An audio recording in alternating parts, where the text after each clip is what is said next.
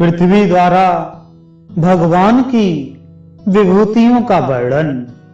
नैमिषारण्य के ऋषि सत्र में सूत जी ने कहा कि एक बार श्री सनत कुमार जी भ्रमण करते हुए पृथ्वी से आकर मिले और पूछा, देवी, जिनके आधार पर तुम अवलंबित हो तथा जिन वराह भगवान से तुमने पुराण का श्रवण किया है, उसे तत्वपूर्वक कहने की कृपा करो। ब्रह्मपुत्र सनत कुमार की बात सुनकर पृथ्वी ने उनसे इस प्रकार कहना आरंभ किया। पृथ्वी बोली, विप्रेंद्र, भगवत विभूति का यह विषय अत्यंत गोपनीय है। जिस समय संसार में चंद्रमा, अग्नि, सूर्य और नक्षत्र इन सभी का अभाव था, सभी दिशाएं स्तंभित थीं, किसी को कुछ भी ज्ञान नहीं था, न पवन की गति थी, न अग्नि और विद्युत ही अपना प्रकाश फैला सकते थे। उस समय परम प्रभु परमात्मा ने मत्स्य का अवतार धारण कर रसातल से वेदों का उद्धार किया। फिर उन्होंने कूर्म का अवतार धारण कर अमृत प्रकट किया। हिरण्यकशिपु वर पाकर गर्वीला हो गया था। उस समय भगवान ने नरसिंह का अवतार धारण कर उसका संहार करके प्रहलाद तथा विश्व की रक्षा की। इसी प्रकार उन्होंने परशुराम तथा राम का अवतार धारण कर रावण आदि दुष्टों का संहार किया और भगवान वामन द्वारा बलि बांधे गए। फिर सृष्टि के आरंभ में जब मैं समुद्र में डूबी जा रही थी, तब मैंने भगवान से प्रार्थना की, जगत प्रभु, आप संपूर्ण विश्व के स्वामी हैं। देवेश, आप मुझ पर प्रसन्न होइए। माधव, भक्ति पूर्वक मैं आपकी शरण में पहुंची हूं, आप कृपा करें। सूर्य, चंद्रमा, यमराज और कुबेर इन रूपों में आप ही विराजमान हैं। इंद्र, वरुण, अग्नि, पवन, क्षर अक्षर, दिशा और विदिशा आप ही हैं। हजारों युग युगांतरों के समाप्त हो जाने पर भी आप सदा एक रस स्थित रहते हैं। पृथ्वी, जल, तेज, वायु और आकाश, ये 5 महाभूत तथा शब्द, स्पर्श, रूप, रस और गंध, ये 5 विषय आपके ही रूप हैं। ग्रहों सहित संपूर्ण नक्षत्र तथा कला, काष्ठा और मुहूर्त आपके ही परिणाम हैं। सप्तऋषि वृंद, सूर्य, चंद्र आदि ज्योतिष चक्र और ध्रुव, इन सब में आप ही प्रकाशित होते हैं।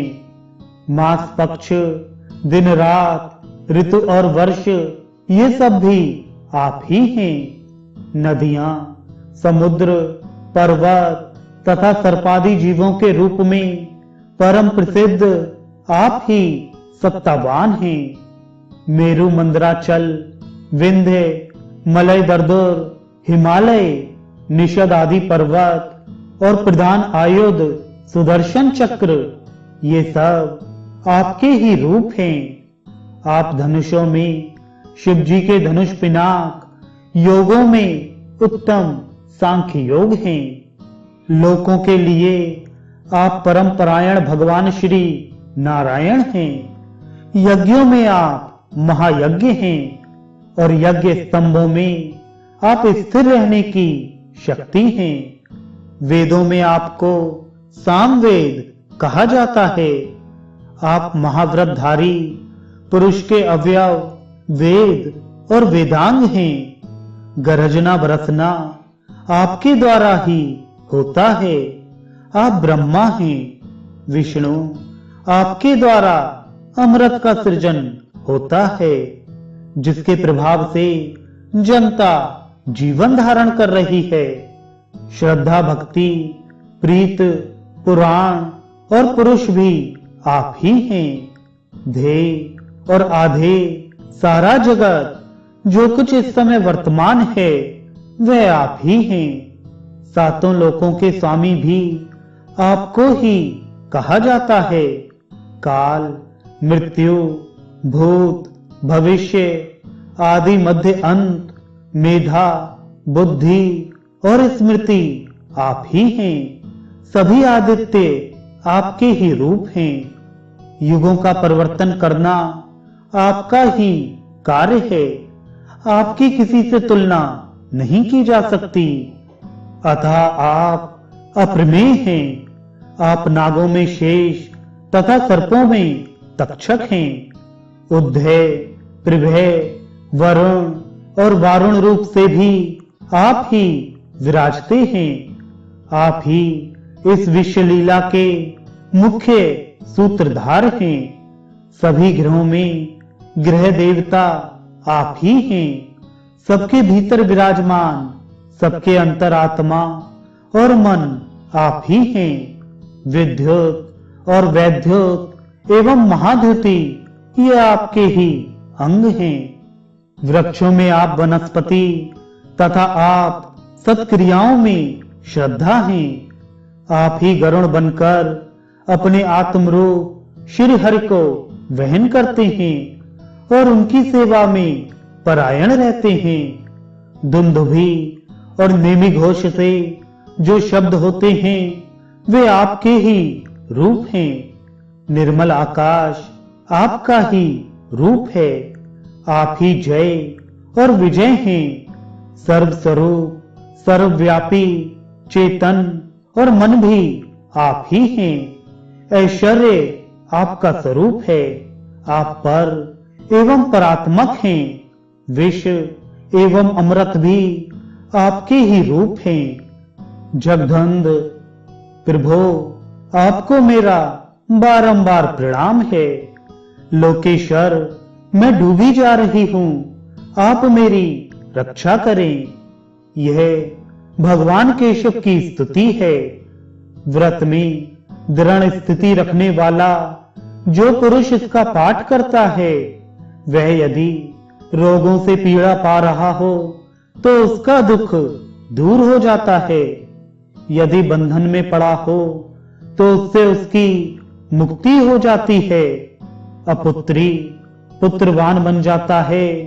दरिद्र को संपत्ति सुलभ हो जाती है। विवाह की कामना वाले अविवाहित व्यक्ति का विवाह हो जाता है। कन्या को सुंदर पति प्राप्त होता है। महान प्रभु भगवान माधव की इस स्तुति का जो पुरुष साईं और प्रातः पाठ करता है वह भगवान विष्णु के लोक में चला जाता है। इस विषय में कुछ भी अन्यथा विचार नहीं करना चाहिए। भगवान की कही हुई ऐसी वाणी की जब तक परिचर्चा होती रहती है तब तक वह पुरुष स्वर्गलोक में सुख पाता है।